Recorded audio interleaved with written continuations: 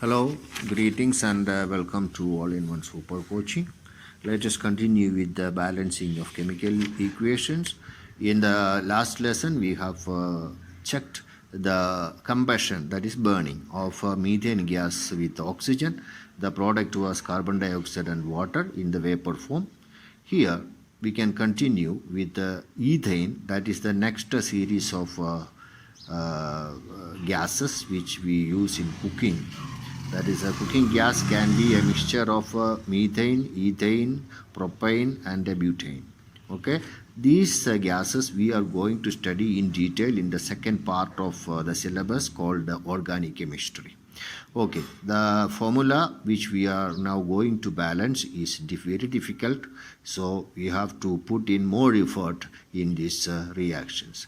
But don't worry, half of the reactions will be very easy for you, provided you do the difficult ones first. Okay, now C2H6 is the formula for the ethane. So then it is combining with O2, giving carbon dioxide and water vapor. Okay, so now we have to balance it. Now onwards we have to do this balancing by comparing like the algebraic equations. Okay, in algebra you put brackets to multiply or divide something, or even multiply, subtract, or add. We put brackets to show that that operation is common for all the elements in that bracket. In the same case also, we are now going to put brackets for C2H6, O2, CO2 and H2O. Okay, you can see that there. From now onwards, we are not learning chemistry, but the mathematical skills, the arithmetical skills or algebraic skills. Now let us examine the problem in front of us. First of all, what you have to do, the basic mathematical principles. The LHS should be equal to RHS. Here, in the left-hand side, there are two carbon atoms. Right-hand side, you look, there is only one carbon atom. Problem number 1. Left-hand side, there are 6 hydrogen atoms. Right-hand side, you have only 2 hydrogen atoms. Problem number 2.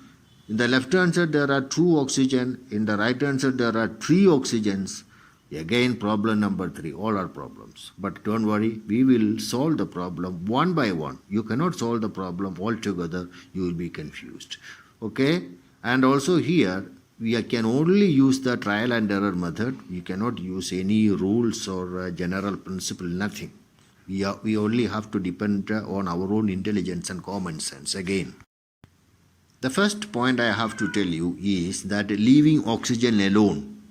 In this type of situations, if you find any element or a single molecule separately, you leave it alone because you can add suitable number in the final stage without mistake. But if you are going to start from oxygen, then you will be going into more complicated problems.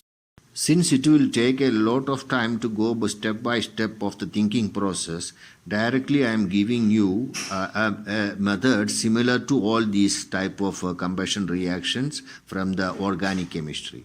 Now, let us put a 2 common for C2H6. Okay?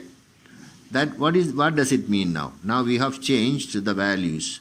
The carbon has now changed into 2 into 2, 4 carbon, 2 into 6, there are 12 hydrogens. First the thing, okay? That is, when we multiply with the 2, the C2H6, the number of carbon increases to 4 and number of hydrogen increases to 12.